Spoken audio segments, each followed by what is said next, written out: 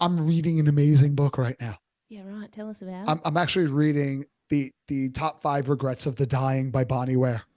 She Mhm. was a palliative care nurse in Australia, and she formed these deep and meaningful relationships with people in their last days, and she shares these experiences. First she goes through like how she became a palliative care nurse.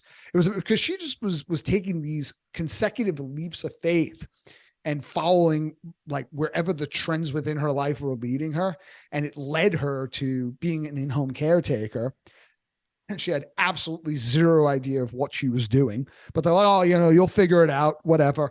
And she happens to be a very intuitive and deeply compassionate person. Like you know how you can kind Mm. of get the feel for who the author is by the way they write and what they notice and what they emphasize in each story within their life. And I'm like, this is someone who appears to be an absolutely beautiful, deep thinking and feeling human being. And Mm. she said that there's people regret a lot of things, on their deathbed, but there seems to be these five consistent themes that come up. And I think everything in like that's a great litmus test, isn't it? You're on your deathbed. What matters there is what truly matters. What matters in our constant day to day and who said what, and I'm offended because of social media. That doesn't mean shit at the end of the day. Probably still doesn't mean shit at the end of the year. Like a year from now, this is probably not going to bother you much, but there are these five things. It's like, oh, wow, I could see how that would be deeply poignant and lead someone to regrets. I was another great book that I've read, Read Me First by Lisa Stevenson. Mm. And when she's talking about herself, she said like, she thinks regrets are important. I think they are as well. That whole no regrets thing. It's like if you don't regret anything, you don't value anything. I'm not talking about rumination and getting stuck in your regrets and having them paralyze you in your life. But I'm talking about recognizing them and sitting with them, because when you regret something, there's a value underneath that's being illuminated. So I Mm. think that's critical. And these regrets, I think they're universal. That's what's interesting. I mean, there's different levels of concerns that people have. People have personal concerns, like, does this beanie accentuate my face? I don't know. Or, do I look do I look fat in my jeans? And it's a personal concern. Society as a whole couldn't care less about that shit. Even though you think some people might, they don't. And then you have organizational concerns and cultural concerns. Are we going to hit our budget this month? Are we on target? What's our customer attrition rate this month? These are things that if you're all working for the same organization, you really should have those concerns, and those concerns are shared throughout the company. But people outside the company don't really care. Nobody walks into a shop and goes, I wonder if they're making rent this month, or, well, I wonder how their employee recruiting efforts are going. They don't really care. Those concerns are relegated just to the organization. But then there's universal concerns. This is the link between all human beings. This is something we all have concern, regardless of what culture, regardless of what gender you are or age. These things are poignant and resonant at the same time. And I think these five regrets that she writes about is so deeply moving, because I think they're so deeply universal. Mm. Talk about them.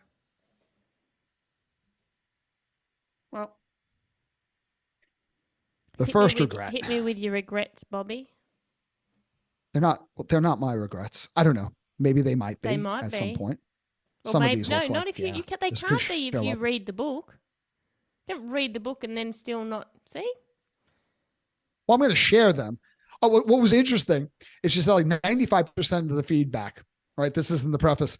She said, 95% of the people that read this book find it enormously valuable. And some people find it transformational, and I could see that. She said, but every once in a while she'll get these angry messages. I completely disagree with these regrets. It's like, They're not my opinion. They're not, this isn't her telling you, well, here's some of the regrets I think you should have. Yeah. I'm just being the messenger. Yeah. I'm just You can be repeating what people different. most often say. Yeah, you don't It's have to like, have these same regrets. it's like, God, we're so over indexed on agreement. I disagree with those regrets. How do you disagree with somebody else's regrets for their own life who you've never met? Like, how does that work?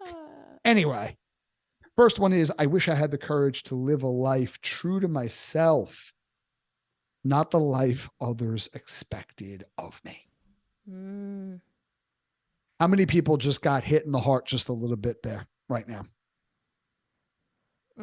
I reckon there's a point in life where, well, this is true for me, so let me just frame it as a me thing. There was a point in my life where I learned about myself that a lot of decisions and action that I was taking was driven from a place of, if I was told or encouraged a certain way, if someone else was telling me you're good at this or you should do this or they valued it, I would see myself draw value from it and chase it. And so I noticed that in my life, and I noticed a time where I kind of stopped doing that and started learning actually having to open my eyes up to all of the options that there are in life. How can we live? What can we do? What is like job, business, industry, day to day? Like, how does Tiffany Cook want to live it? What are her values?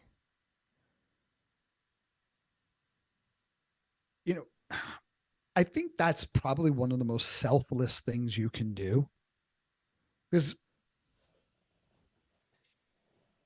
there is this misconception that if you're living true to yourself,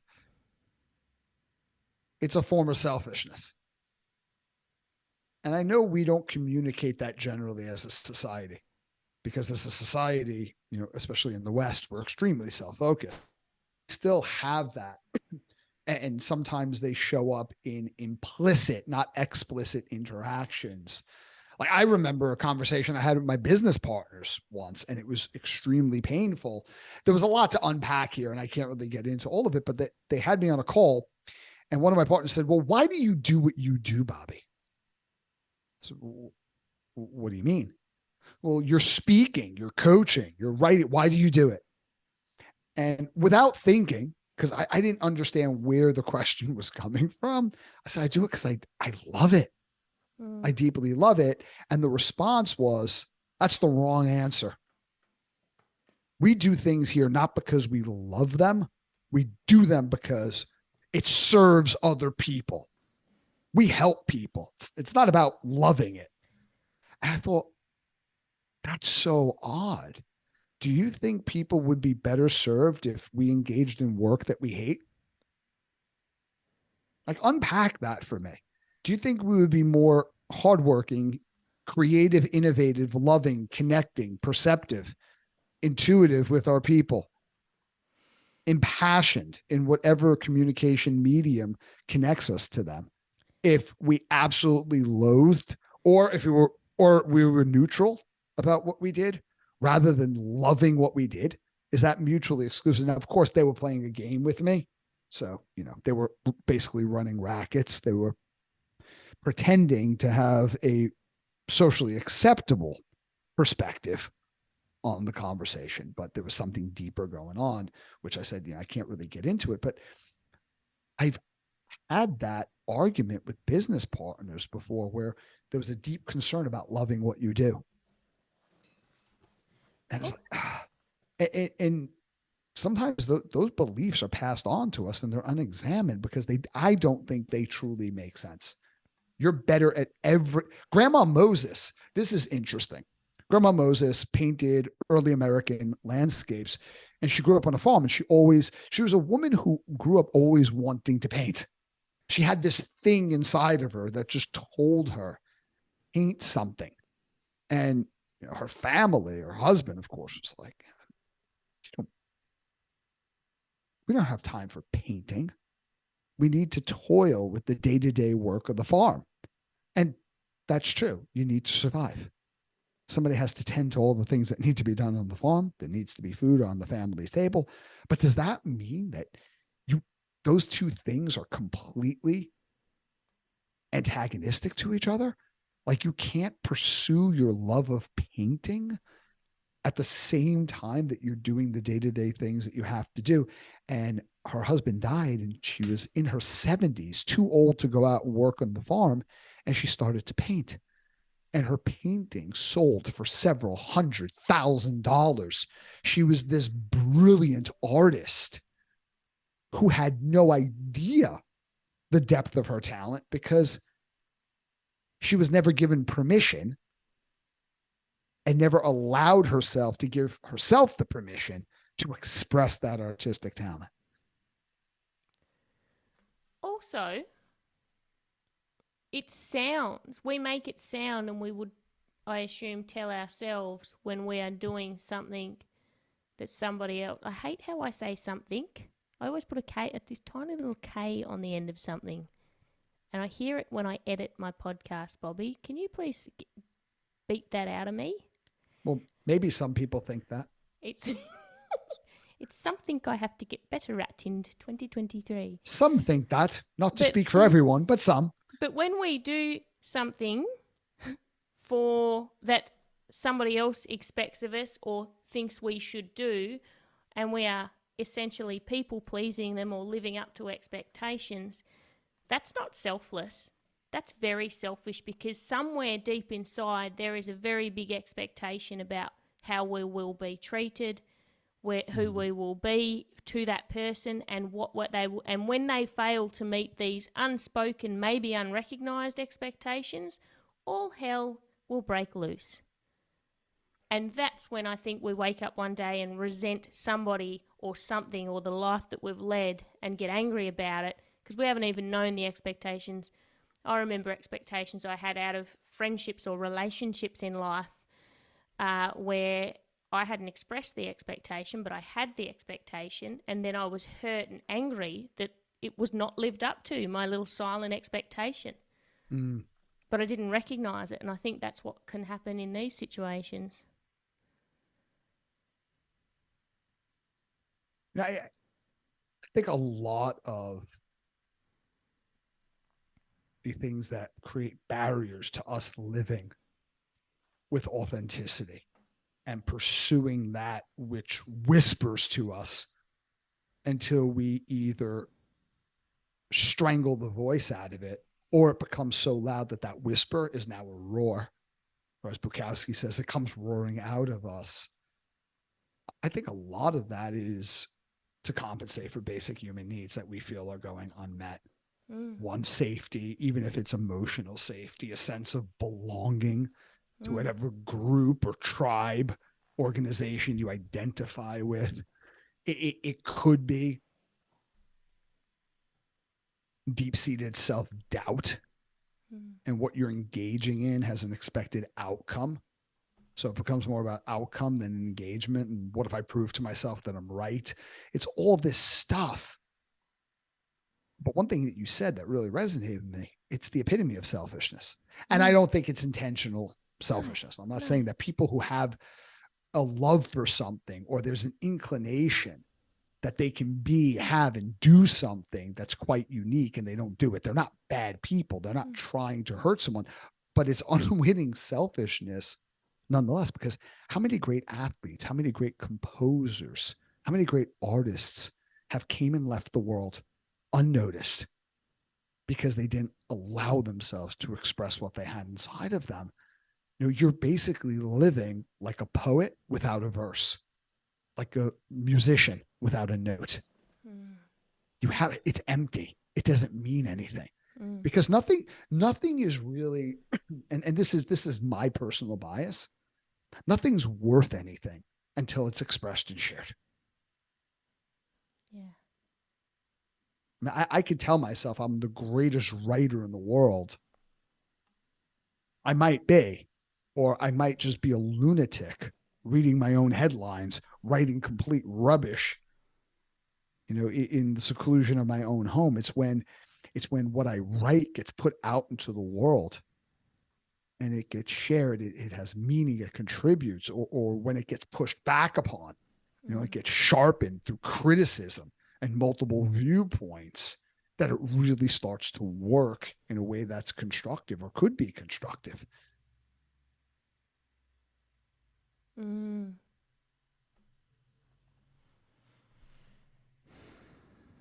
Number two.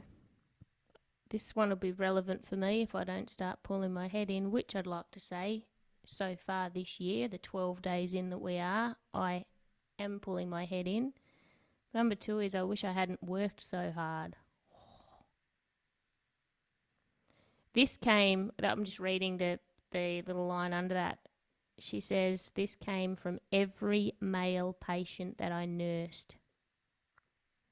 So, blokes out there, stop working so hard.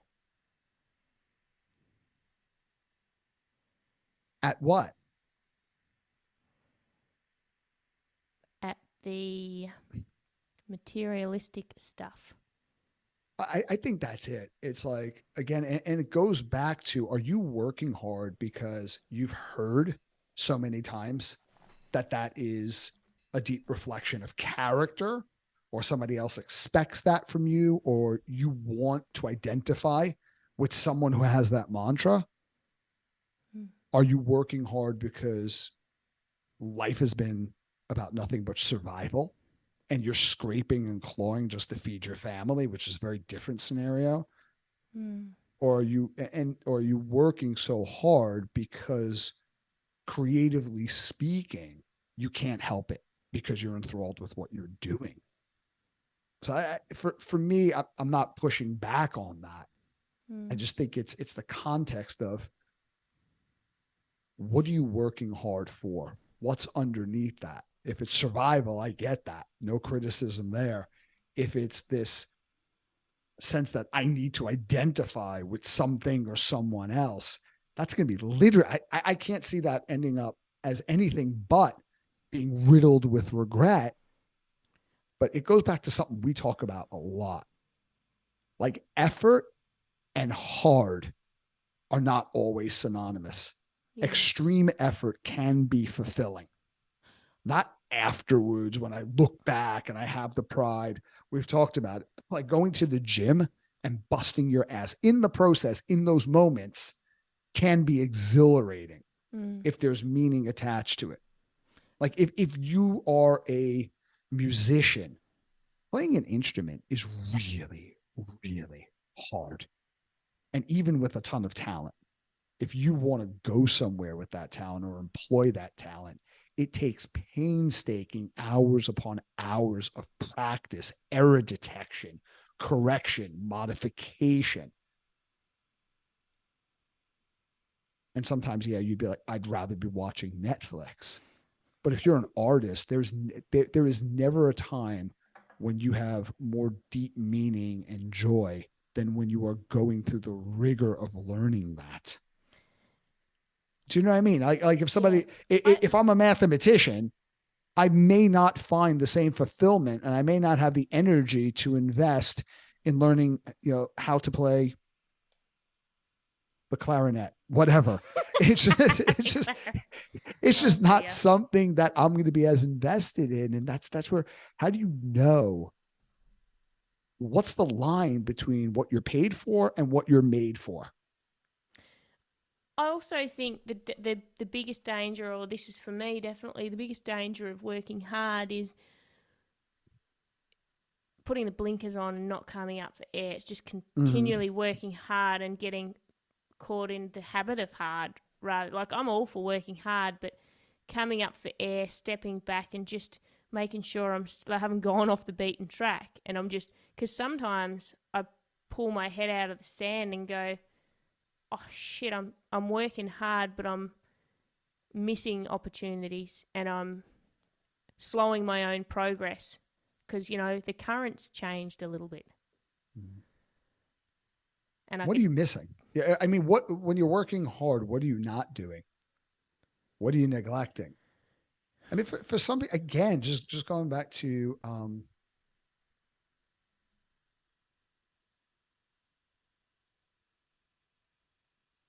Perlman, I believe his name was. Um, the guy who solved this impossible mathematical problem. What was it called? Some conjunct. Anyway, The two so times table? no, Okay, not that. just checking. Because that was So tricky. That was a he tricky one. saw this guy was working in his tiny little apartment in St. Petersburg and just solving this problem, just doing mathematics all day long, like mathematics at a level where the top mathematicians in the world could not crack it. He solves this conjecture and he just throws it on the internet, with no celebration, unceremoniously just posts it, goes back to work. Well, people start to notice it and like, wait, is this what I think it is?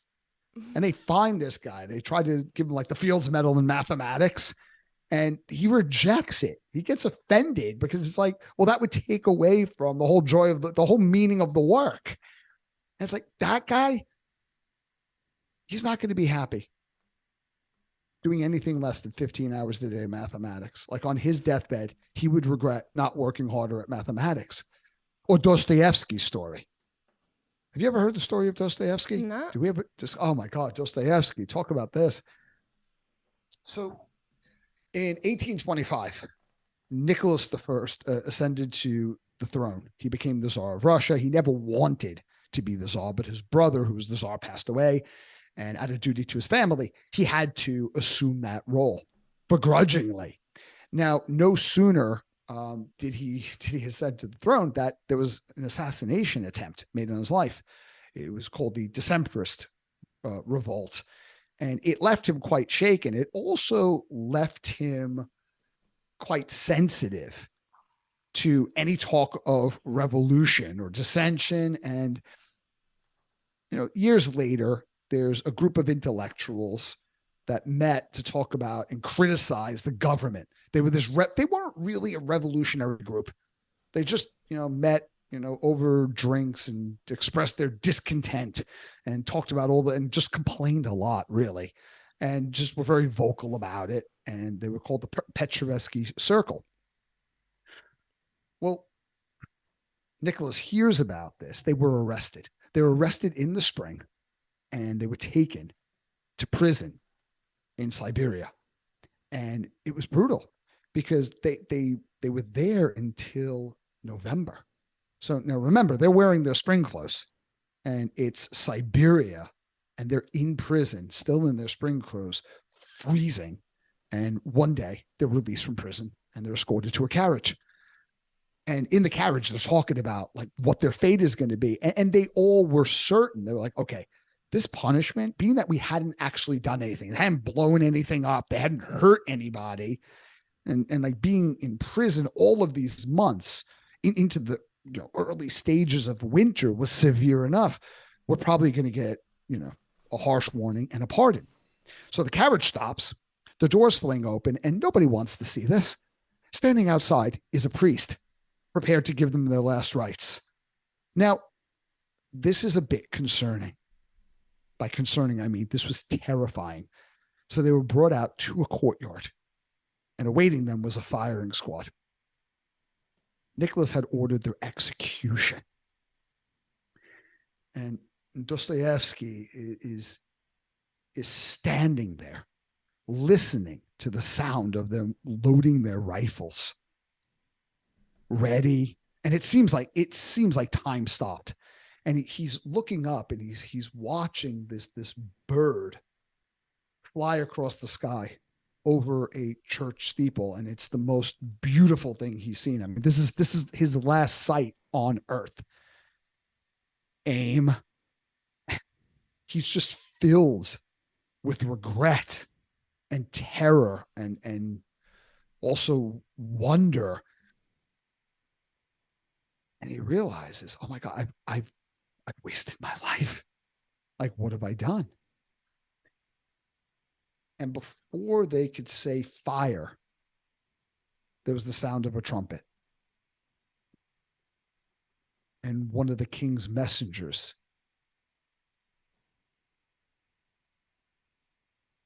and he gets out and he has a pardon.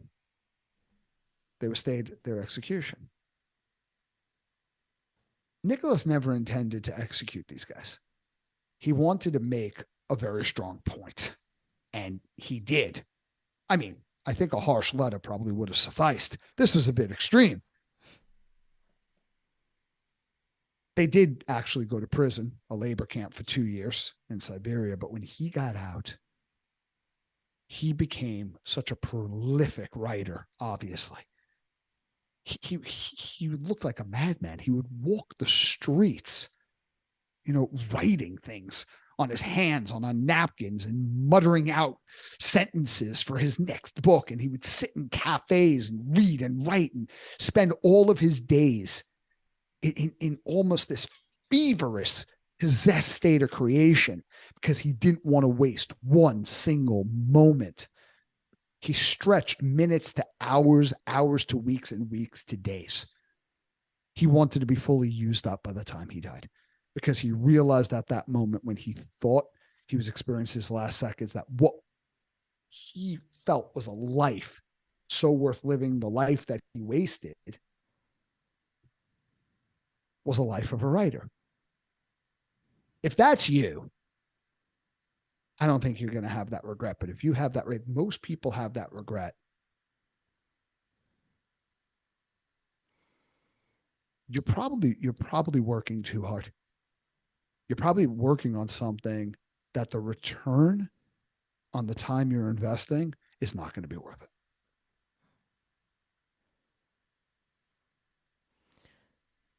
Do you know what? This year, last year, actually, and this year, some really shit things happened that hurt. Like Coach dying, my dog, and then a friend. Yep. And then a friend and client passed away at the end of last year. And then right before Christmas, another good friend of mine, when I spoke to him, he had just unexpectedly and suddenly lost his son. And so when I got back from Port Douglas this year, I went to the funeral, and it ripped my heart out. And since that funeral, which was, I think, a week ago today, actually, I've thought of him. I've thought of what I saw and felt, and I've reflected on how I felt when I lost Coach, and then when Chris passed away. But what I've, over the last year, these three things, it's made me deeply appreciate sitting in the hard moments and appreciating them, and not trying to control them, and not trying to have an answer for them. And before we started on this podcast, we were talking about some stuff, and I was saying a similar thing. I was saying, I just think that we try and control everything too much. And there has been, for me, such beauty in letting go and revisiting that free will conversation that I've often had with you about, the belief in free will gives us agency and drive and motivation, but it also makes us deliberate and not be present and think that we, maybe it doesn't matter if we have control or not. And instead of trying to escape, like I have my whole life, I have escaped loss and abandonment.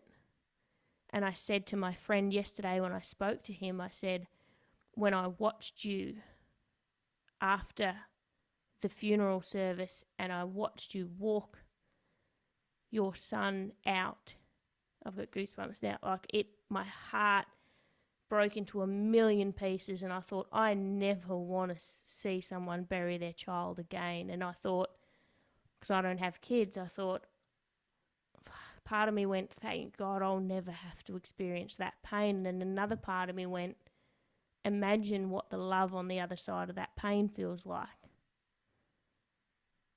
And so it's just the light and shade of hard. And we spend our whole life trying not to feel the hard and trying to control it rather than see the beauty in it. Mm-hmm. Like, Yeah. It's just made me think about life and live my own life so differently already. You know, run towards things. You know, like I was contemplating one night and thinking, isn't it a beautiful thing when you open yourself up to allow and expect to allow the right thing or right person to hurt you, which I've never, you know, like the wrong people have hurt me from a very young age to the point where I made sure no one could hurt me because I would just disappear.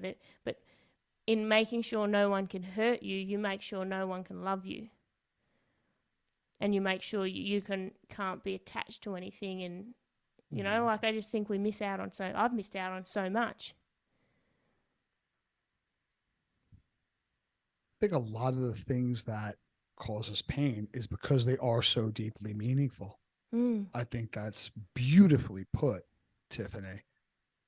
And I go back to Viktor Frankl, where he said in Man's Search for Meaning that despair is suffering in the absence of meaning.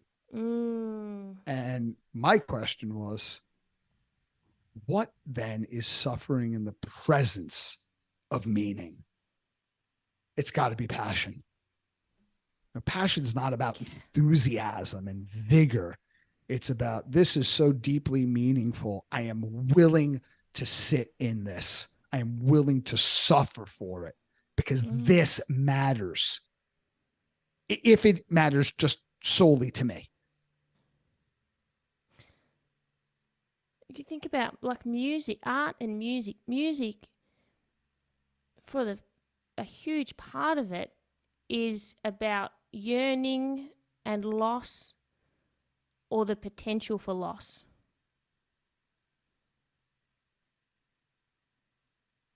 You know, people sing about what they love or who they love and the fear of losing it or the idea that if it wasn't there. I mean, people also do sing about their asses quite a bit. There's a lot of songs about the ass.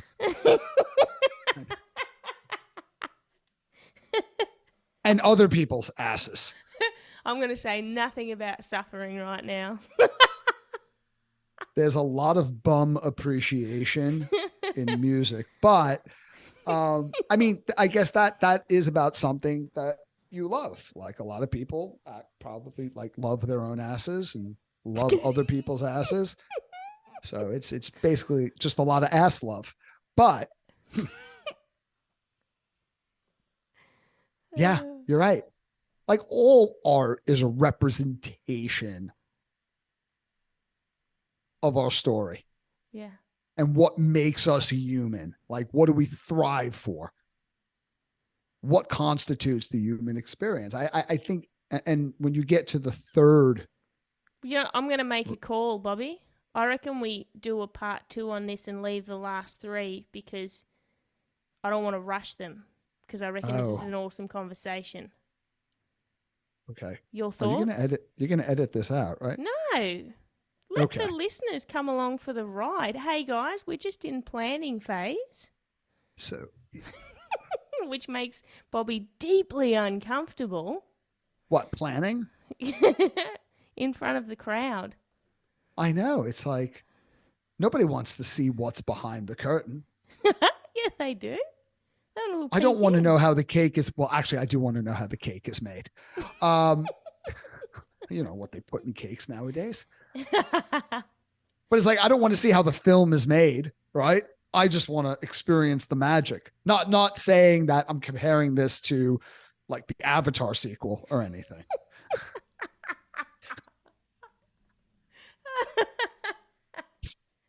Oh dear. It's not like Titanic, is it? Where she murdered Jack in the ocean. Well, you know what? That's a really good call because I recently watched Dirty Dancing for the 4,267th time. Back when I was in my late teens, I went to work and I lent my DVD to a friend at work, and she confiscated it and didn't give it back because I could recite all of the lines, and she said it was unhealthy. It's unhealthy. She said that is not healthy that you can. Sleep deprivation is unhealthy. So she actually never gave my DVD back. Anyway. Processed food is unhealthy. I mean, it's not like you were spending every waking moment and you didn't do anything with your life other than watch dirty. What does she do with the DVD, by the way? Probably watched it 4,000 times until she could recite the lines. But I watched it. I watched it just before Christmas, and for some reason I'd Googled something before watching it, and I went on this Google tangent, and I read that Jennifer Grey didn't want to work with Patrick Swayze on the show. And so I read this article about that situation. She didn't? Why? Listen to me, all gossipy. Oh, yeah, because she'd worked with him on another show, and she didn't like it. And they offered her the gig, and she was crying, and he had to call a meeting with her, and was in there for like an hour, and she comes out crying. And anyway, so they do it. But so after reading that, I watched the show, and it changed the whole show, because there's a part of you when you watch a movie, you want to believe the fairy tale. Like, I need to believe that everything I'm watching is real in that moment. They're real people with real life, but I just kept watching it going, she didn't want to work with him. Well, it was technically, to be right, like the hero of that whole story was the dad. She was a teenage girl dating a fully grown man in the Catskills.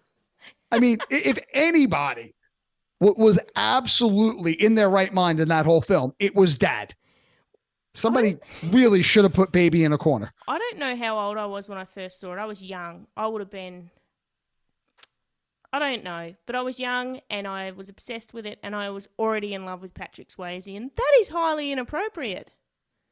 Being in love with Patrick Swayze? Yeah, at that age, I was a bloody kid. I mean, we all have crushes on our, like, I don't know, heartthrobs. Like for me, like when I was a little kid, had a crush on Linda Carter. Still do, actually. Kate Blanchett. Still do, actually. I mean, how could you? But I think it's very different than having an innocent crush and dating an adult when you are still technically a child. That's. I don't think that's in the same realm, actually.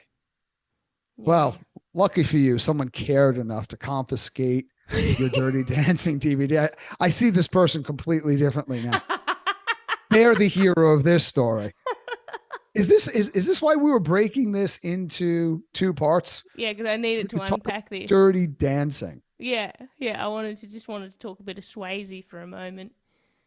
Let's talk Swayze.